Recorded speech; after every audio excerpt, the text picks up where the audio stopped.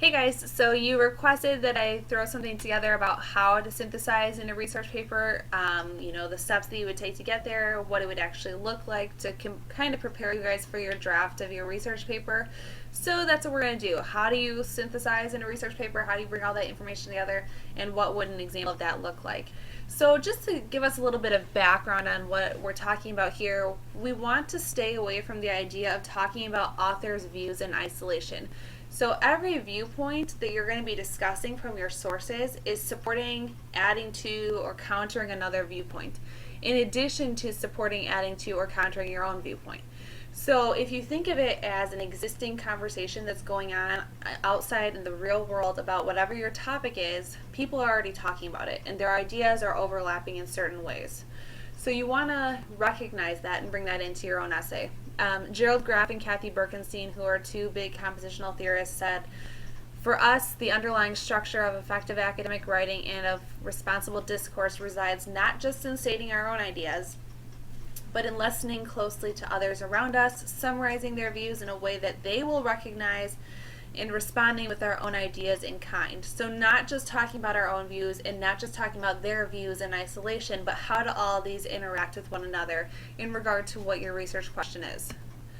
So why is this important? Synthesizing really is something that you do in natural life. It's a tool that you already use all the time, but you're just going to be putting it into your writing. So say that you talk to your friend and recap what all other friends have said about a certain movie that you went to or a concert, or, this happens a lot. Even a professor, I heard it happening today in class, where people were talking about a certain professor and their experiences, and then the experiences that other friends of theirs had had. Say you want to go to a certain movie with your parents, and you're recapping what all of the Rotten Tomatoes reviews were on the last movie. That's synthesis. Or say that you had to go to some seminar for work and you went to like 4 or 5 sessions over the 2 days of the seminar, and you have to recap that to your boss. Synthesizing all the information you learned from those 4 or 5 seminars, that is what you're doing. You're synthesizing. You're showing how they connect, how they relate, and not just talking about them in isolation. So synthesizing in general naturally helps other people to see connections between the things that they learn, and it searches for the links between materials. So you're looking for that connective tissue that brings together multiple sources of information as well as your own. That's going to help you to prove your thesis true in your writing. So here are the keys to synthesis. The first one is it accurately reports information from the sources using different phrases and sentences. So this happens a lot where you'll see people who are not accurately reporting information.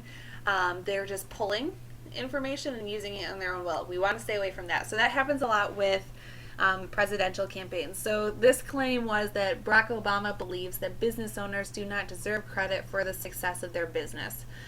The quote that was plastered all over the place and that was in negative political ad campaigns said, "If you got a business, you didn't build that. Somebody else made that happen." With the picture of Barack Obama looking angry in this one. But if you look back into the speech he made in Virginia in July of 2012, that's not the way he said it. So to go back to that first point is that when you're pulling different phrases and sentences from whatever source you're using, make sure it accurately represents the source that you're talking about and that you're not twisting it to fit whatever point of view you're trying to make. So that's the first key. The second key is that it's organized in such a way that the readers can immediately see where the information from the sources overlap, so they can see that connective tissue that we talked about. And the third way is it makes sense of the sources and helps the reader understand them in greater depth. So as opposed to just reading the source and getting that information, because you're showing that overlap, that connective tissue, the readers of your own essay learn more about it. So, where do you begin? First, obviously consider your purpose in writing.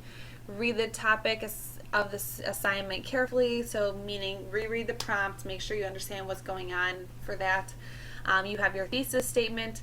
Then for each of your sources, and it doesn't need to be organized in this way, but for each of your sources, make sure you have a brief summary. I'm talking one sentence. It could even be like a non-essential phrase set off by commas. that describes what's going on in that source, an analysis of that source, which could once again be another sentence, a response or reaction to that, that's your own personal response or reaction, and then whatever connection that you see to other sources.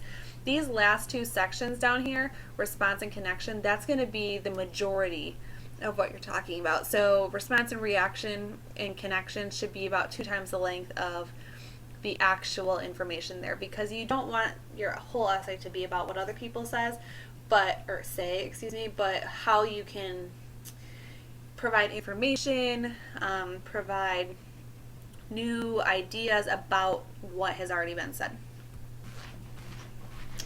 Okay, my cat just joined us.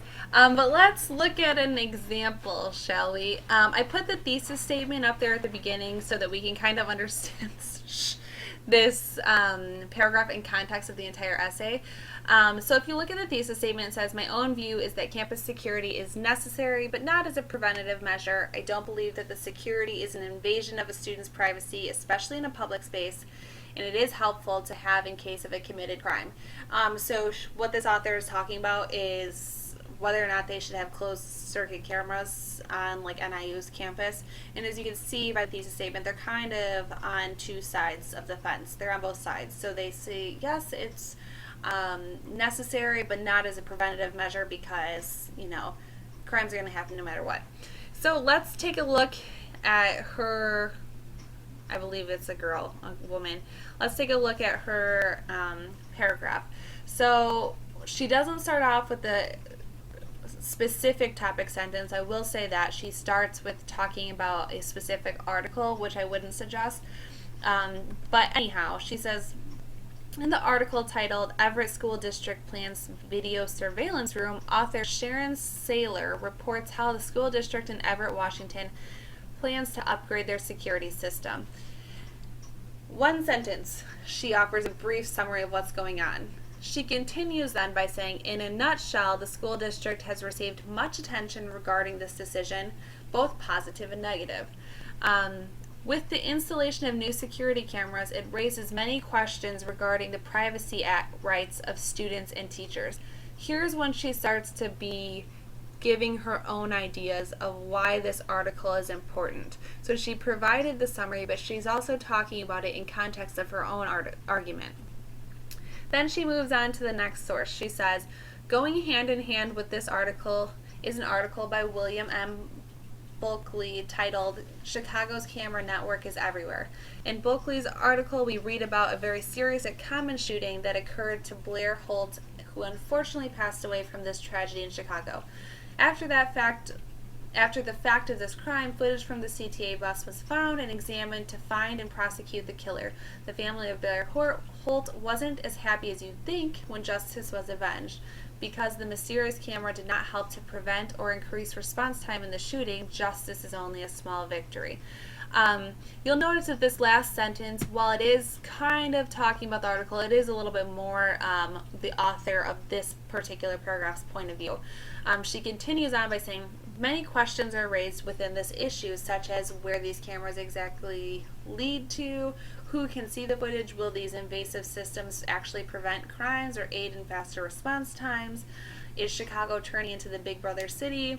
All of these questions are similar to those asked across the country in Everett, Washington. So here's that connective tissue. Here's how she's saying, here's how this article relates to this article, even though they don't really have any connection aside from the topic.